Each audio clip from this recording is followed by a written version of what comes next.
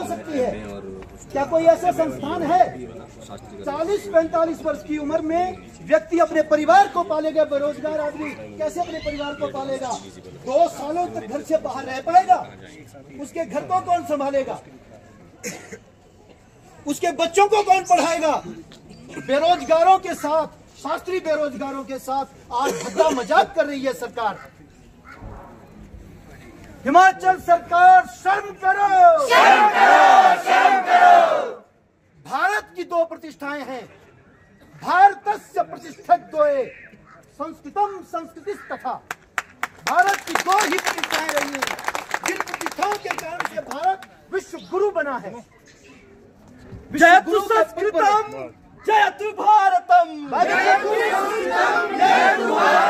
शास्त्रियों के साथ खिलवाड़ करने वाली सरकार नहीं चलेगी, नहीं चलेगी, नहीं चलेगी। शास्त्रियों के साथ खिलवाड़ करने वाली सरकार नहीं चलेगी, नहीं चलेगी, नहीं चलेगी। भारत जिस कारण से विश्व गुरु था वो है संस्कृत और संस्कृति, सनातन संस्कृति। संस्कृति, सनातन संस्कृति, संस्कृताश्रिता। वो सनातन संस्कृति संस्कृत पर आश्रित है।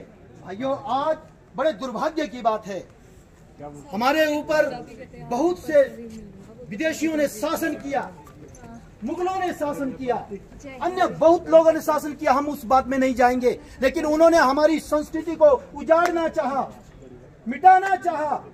सनातन संस्कृति नहीं मिटेगी, क्योंकि सनातन वही है जो पहले भी था, आज भी है, आगे भी रहेगा। देव भाषा का मजाक बनाने वाली सरकार होश में आओ, होश में आओ, होश में आओ। संस्कृति के साथ खिलवाड़ करने वाली सरकार शर्म करो, शर्म करो, शर्म करो। सनातन को मिटाने वाले स्वयं मिट गए, लेकिन सनातन नहीं मिटा, वो मिट भी नहीं सकता। जब जब भारत में संस्कृति पर आघात हुआ है, संस्कृत पर आघात हुआ है, तब तब हमारे पुरखों ने, हमारे बुजुर्गों ने सभी सुखों को छोड़ करके जंगलों का रास्ता लिया है। जंगलों में जाकर के कंदमूल खा करके, घास पत्ते खा करके इस संस्कृत को जिंदा रखा है। आज हमारे ऊपर है, हमें भी संस्कृत के लिए लड़ना पड़ेगा। बड़े दुर्भाग्य की बात है कि गुरुकुल बंद हो गए। आज तक भारत की सरकार कहीं पर भी गुरुकुल को चलाने के लिए कुछ नहीं कर रही है। सनातनियों के मंदिरों से पैसा तो लिया जाता है, लेकिन सनातन धर्म की रक्षा के लिए, संस्कृत की रक्षा के लिए कोई गुरुकुल नहीं चलता है। बड़ी शर्म की बात है। आज हिमाचल में कुछ संस्कृत कॉलेज हैं, विद्यालय हैं, जहां पर शास्त्रों का अध्ययन होता है, लेकिन आज इस काले कानून के कारण से वो संस्कृत कॉलेज भी बंद होने की कगार पे। हम ये नहीं चलने देंगे। जो संस्कृत पर आघात करेगा वो हम सबका शत्रु है। दुखों की सरकार को भेजो हरिद्वार को, दुखों की सरकार को भेजो हरिद्वार को। सनातन पर जो आघात करेगा हमारा शत्रु है, और शत्रु को मिटाने के लिए जो भी हमें करना पड़ेगा हम करेंगे। हम सरकार से पूछेंगे ये डिग्री किस काम की है, किस लिए हमें दी। हमारे गरीब माँ बाप के पैसों को जो जिन्होंने हमारे ऊपर उसको लगाया, ये डिग्री हमने ली, आज हम इस डिग्री का क्या करेंगे? सरकार इस बात का जवाब दे, इस डिग्री से हम क्या कर सकते हैं? ना हम +2 हैं, ना हम ग्रेजुएट हैं, हम क्या हैं? जो हमारे लिए संस्कृत वही पढ़ा सकता है जिसने सही से व्याकरण पढ़ा है। जो एक ऐच्छिक विषय लेकर के संस्कृत पढ़ता है, वो सही से व्याकरण नहीं पढ़ता है। संस्कृत को व्याकरण पढ़ने के लिए 1 वर्ष नहीं, 2 वर्ष नहीं, 5 वर्ष की आयु के बाद जो बच्चा निकलता है और वो गुरुकुल में जाता है, पहले उसके संस्कार किए जाते हैं। बिना संस्कारों के संस्कृत आ ही नहीं सकती, उसको अधिकार ही नहीं है। जिसके पास संस्कार नहीं हो, संस्कृत नहीं पढ़ सकता, वो पढ़ ही नहीं पाएगा। उसको सुशिक्षित होने के लिए संस्कारों की आवश्यकता है। संस्कारों में रह करके, ब्रह्मचर्य का पालन करके, फिर जब हम पूर्व मध्यमा में प्रवेश करते हैं तो 2 वर्षों में पूर्व मध्यमा भाइयों व्याकरण शास्त्र में करनी पड़ती है। फिर उत्तर मध्यमा हमें 2 वर्षों में व्याकरण में करनी पड़ती है, 3 वर्षों में शास्त्री व्याकरण में ही करनी पड़ती है। हम आधुनिक विषयों को लेकर के संस्कृत के सभी विषयों को पढ़ते हैं, लेकिन आज हमारी पहचान कुछ भी नहीं है। हम मात्र टीकाधारी नहीं है। हम सरकार को बताएंगे हम मात्र टीकाधारी शिखाधारी नहीं है, हम संस्कृतज्ञ हैं। संस्कृत का अपमान, संस्कृत के ह्रास के लिए ऐसी नीतियां कभी स्वीकार नहीं की जाएगी। तख्त बदल दो, ताज बदल दो, बेईमानों का राज बदल दो। तख्त बदल दो, ताज बदल दो, बेईमानों का राज बदल दो। तख्त बदल दो, ताज बदल दो, बेईमानों का राज बदल दो। भाइयों, आज बड़े प्रताड़ित हुए हैं। ये सदा से होता आ रहा है, आज ही नहीं, ये पहले से होता आ रहा है। ये पहले से होता आ रहा है। हमारे बीच में ही जयचंद पैदा होते हैं। हम सबसे पहले शास्त्री हैं, हम संस्कृत के अनुरागी हैं, लेकिन कुछ संस्कृत पढ़ करके, कुछ डिग्रियां हासिल करके आज नए नियमों का स्वागत कर रहे हैं। वो आज यह सोच रहे हैं कि हम नौकरी लग जाएंगे।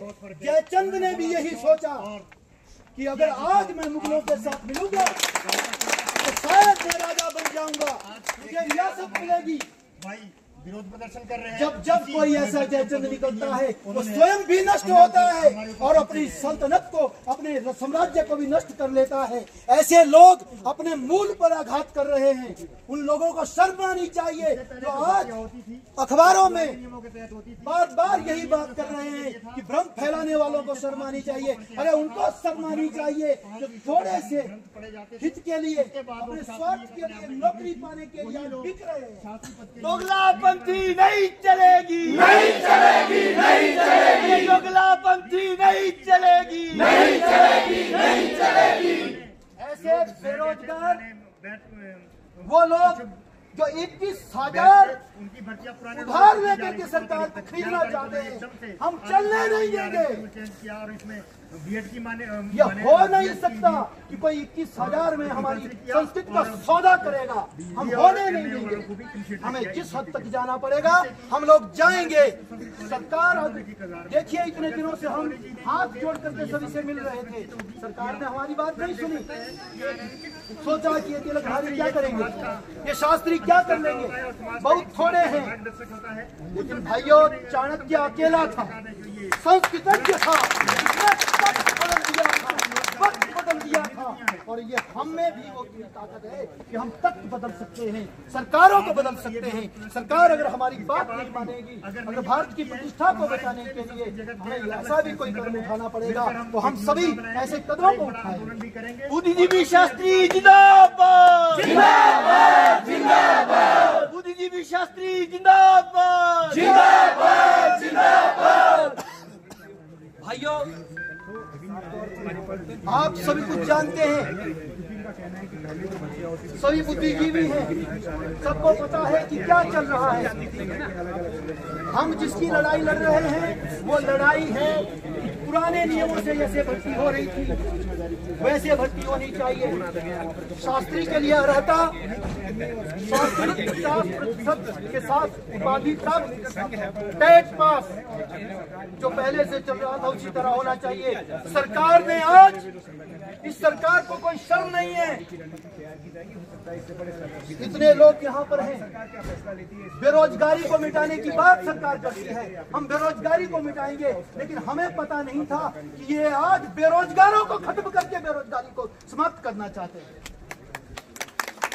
सरकार शर्म करो, शर्म करो, शर्म करो। सरकार शर्म करो, शर्म करो, शर्म करो। शास्त्री को बर्बाद करने वाली सरकार नहीं चलेगी, नहीं चलेगी, नहीं चलेगी। शास्त्रियों का शोषण करने वाली सरकार नहीं चलेगी, नहीं चलेगी, नहीं चलेगी। बोला बोला भारत माता की जय, भारत माता की जय। भाइयों, हम सरकार के लोगों से मिले। ये लोकतंत्र है, राजतंत्र नहीं है। हमारे द्वारा चुने जाते हैं। हम लोग इनको आगे भेजते हैं ताकि ये हमारी बात को आगे बढ़ाएं, जिससे हमारा देश आगे बढ़े। लेकिन ये लोग संस्कारों से विहीन हैं, इनको पता ही नहीं है। हम 14 तारीख से लगातार इनसे मिल रहे हैं, हर बार छोड़ करके बैठे, अपनी बात समझाना चाहते हैं, इनकी समझ में बात ही नहीं आ रही है। ये कहते हैं कि शास्त्री होता क्या है हम नहीं जानते।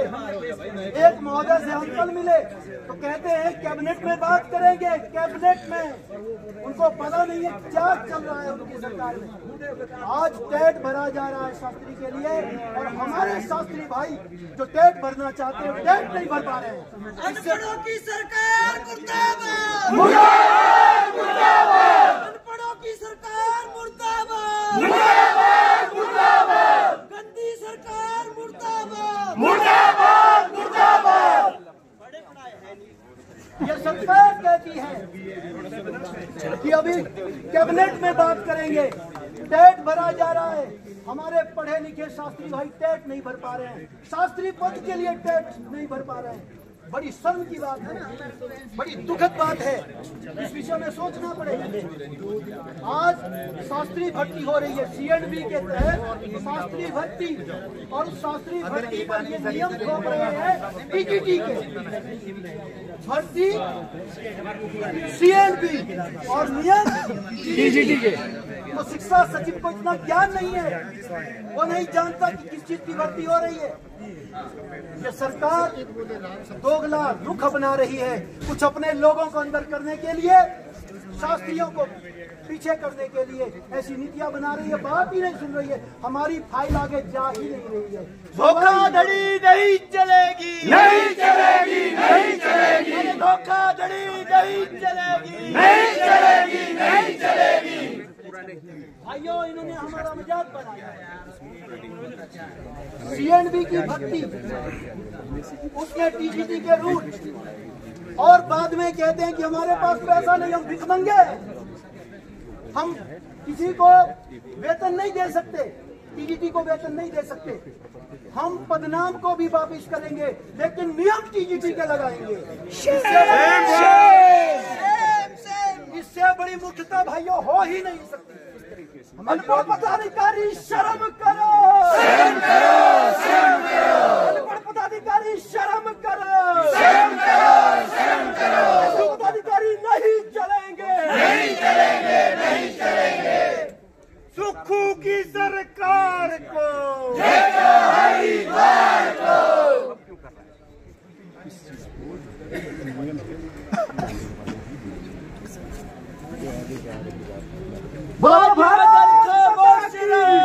कल सन्नाटा छाएगा, हर बस्ती में आग लगेगी, हर घर जलता जाएगा। आवाज दो, वंदे मातरम, वंदे मातरम। भारत माता की जय।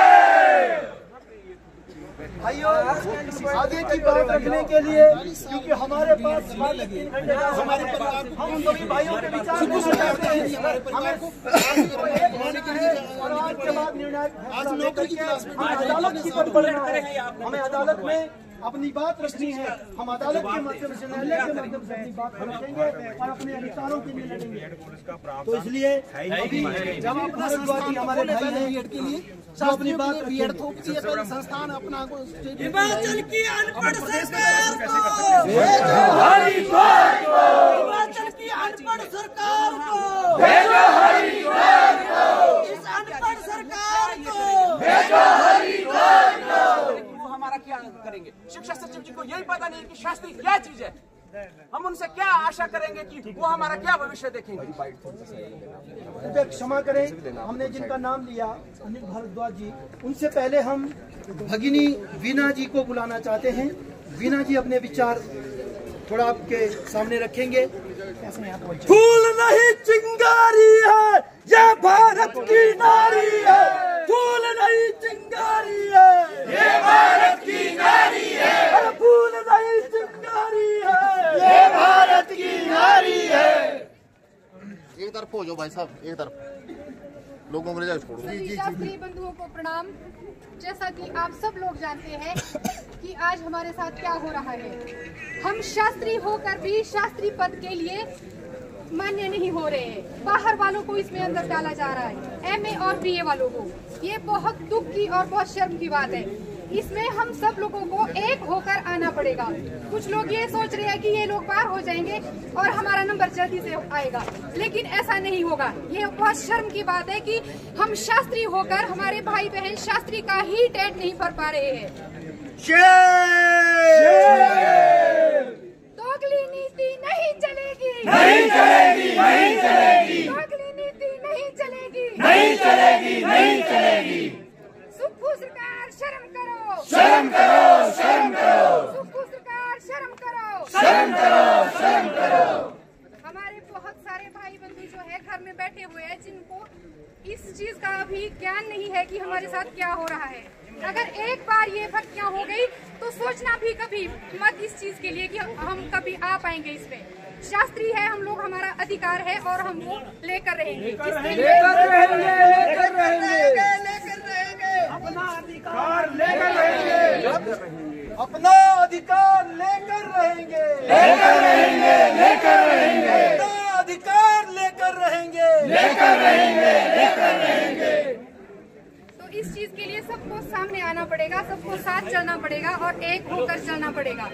ये नहीं चलेगा कि बीए और एमए वाले अंदर आएंगे और जो शास्त्री है, शास्त्री हम 5 साल लगाकर करते हैं, शास्त्री शास्त्रों का अध्ययन करते हैं, कितने सब्जेक्ट्स पढ़ते हैं हम लोग, ये इन लोगों को पता नहीं है। तो ये इन लोगों को वापस लेने होंगे अपने रूल्स और चेंज करने होंगे, जिसमें मूल शास्त्री को बाहर किया गया है। हम लोग कितने सालों से इंतजार कर रहे हैं नौकरी का, हम लोग कहाँ जाएंगे, क्या करेंगे। तो ये हमारे अधिकारों का हनन नहीं कर सकती सरकार और इसके बारे में इनको सोचना पड़ेगा। रूल तो वापस लेने होंगे, लेने होंगे, लेने होंगे, रूल तो वापस लेने होंगे, लेने होंगे, लेने होंगे।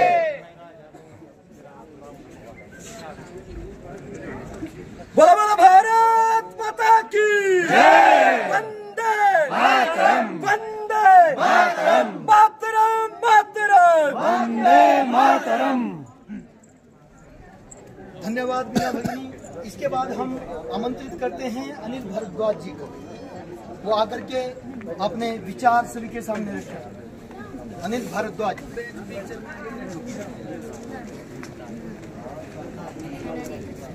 शास्त्रों के ज्ञाता सभी बंधुओं को मेरा प्रणाम और हमारे बीच में जो वर्दी पहने हमारा सहयोग करने वाले आपका भी हार्दिक अभिनंदन, स्वागत। और मीडिया बंधु जो हमारी एक आवाज होती है, एक माध्यम होता है, उनका भी मैं हार्दिक अभिनंदन करता हूं, स्वागत करता हूं। आप सभी लोगों को मालूम होगा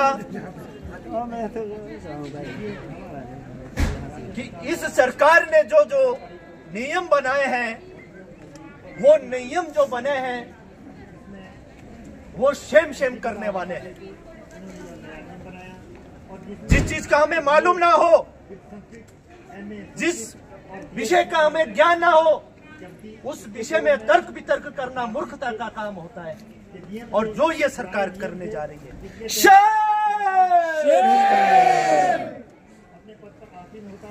मैं आप सभी को अवगत कराना चाहता हूं कि शास्त्री का मतलब क्या होता है और शास्त्री बनने के लिए क्या क्या करना होता है, और हमारी तुलना किसके साथ की जाती है जो एक पेपर को पास करता है और सिर्फ एक पेपर में 100% या 50 अंक का जो उनका पेपर होता है उसमें पास हो करके वो हमारे बराबरी में आना चाहता है। इससे बड़ी शर्म की क्या बात हो सकती है। और शास्त्री के लिए 5 वर्ष लगते हैं और वो भी हर एक विषय में अलग अलग एक पेपर दे करके, जैसे व्याकरण, अनुवाद, ज्योतिष, वेद, ऐसे का साहित्य, ऐसे का अध्ययन करके फिर जाकर के हमें शास्त्री की उपाधि दी जाती है। सबसे बड़ी शर्म की बात कि हमारी जो ये सरकार है वो क्या देख रही है कि अपना वोट बैंक देखती है कल हमने रोजगार कार्यालय में एक अधिकारी से बात किया तो अधिकारी कहता है कि आपको ये नीति समझ नहीं आएगी। मैंने कहा जी क्या नीति है, हमें भी तो बताएं। तो उनकी नीति क्या है कि जो इस समय सरकार ने आदेश किए हैं उसमें जो है 37,000 लोगों को रोजगार मिलेगा। मैंने कहा अच्छा, मुझे तो मालूम ही नहीं था 37,000, ये तो बड़े अच्छे आंकड़े ले आया। मैंने कहा जी किस चीज का आंकड़ा है? तो वो कहते हैं कि जिसने बीएड किया है, बीए किया है, एमए किया है, वो जो सारे लोग मिलाकर के 37,000 है। तो मैंने कहा अगली बात करिए। तो अगली बात वो करते हैं कि जो शास्त्री है आप तो मुसीबत है। आप लोग बताएं इस बात के पीछे क्या मत हो सकता है, इस बात के पीछे क्या मंशा हो सकती है? मंशा है तो सिर्फ एक है, वो है वोट बैंक। वोट बैंक की राजनीति यहाँ नहीं चलेगी, नहीं चलेगी। वोट की राजनीति नहीं चलेगी, नहीं चलेगी, नहीं चलेगी, वोट की राजनीति नहीं चलेगी, नहीं चलेगी, नहीं चलेगी। जैसा कि आप सब लोगों को मालूम होगा कि शास्त्री का मतलब क्या होता है। शास्त्री लड़ता नहीं है, लड़ाता जरूर है, इस बात का ध्यान रखें। हमारी कोई ये चेतावनी नहीं है, ना कोई हमारी कोई धमकी है, परंतु ये चाणक्य कहता है, ये हम नहीं कहते, ये आप नहीं कहते।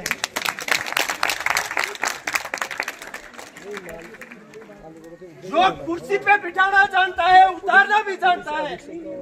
इतना सरकार को जरूर ध्यान रखना चाहिए। जैसे कि अभी मेरे बंधु ने कहा आपको कि सरकार में किसको रखा जाता है? जो अनपढ़ होता है। अनपढ़ को क्या मालूम है कि शास्त्री करने के लिए कितनी मुशक्कत करनी पड़ती है, कितनी मेहनत लगती है, और वो बराबरी किसके साथ कर रहा है। दूसरा वाक्य कल क्या होता है कि रोजगार कार्यालय में जो जिनके लिए पत्र भेजे जा रहे थे, अर्थात रोजगार कार्यालय में जिनके लिए हम सब लोग जो है रोजगार कार्यालय में जाते हैं और अपना नाम दर्ज करवाते हैं, वो किस लिए करवाते हैं कि भविष्य में कभी मेरी भी बारी आएगी। परंतु वो बारी किसकी आती है? कल मुझे बड़ा एक सुंदर वाक्य मिला, बारी किसकी आ रही है? जिसने 2022 में बीएड कर रखा है। और एक मेरा कोई ऐसा बंधु था जिसने 1996 में शास्त्री कर रखी है, वो 1996 वाला शास्त्री बंधु बाहर हो गया है, और जिसने कल बीएड कर रखा है 2022 में बीएड कर रखा है वो रोजगार वाली सरकार शर्म करो, शर्म करो, शर्म करो। रोजगार छीनने वाली सरकार शर्म करो, शर्म करो, शर्म करो। उसके बाद हमें लगा कि हम तो सोए हैं और हमें आश्वासन पे आश्वासन दिया जा रहा है कि कोई बात नहीं, करते हैं। वही बात आ गई जैसे इन्होंने आचार्य जी ने कहा कि मंत्री महोदय जी ने कहा कि मैं ये मुद्दा जो है कैबिनेट में रखूंगा। कैबिनेट कब होगा ये किसी को मालूम नहीं है, हो भी जाएगा तो हमारा मुद्दा रखेगा कौन, और अगर रखता भी है तो वो पास होता है या नहीं होता है। इसलिए हम आप लोगों को जागना चाहिए। और मैं नहीं कहता कि यहाँ पे किसी को ज्यादा कोई अनपढ़ है या कोई किसी को ज्यादा आवश्यकता है, मूलभूत सुविधाओं से सभी लोग संपन्न है, परंतु इसका मतलब ये नहीं है कि आप अपने अधिकार को भूल जाएं। जो अपने अधिकार के लिए लड़ना ना जानता हो, जो अपने अधिकार को मालूम ना रखता हो कि मेरा अधिकार क्या है, वो पशु के समान माना जाता है।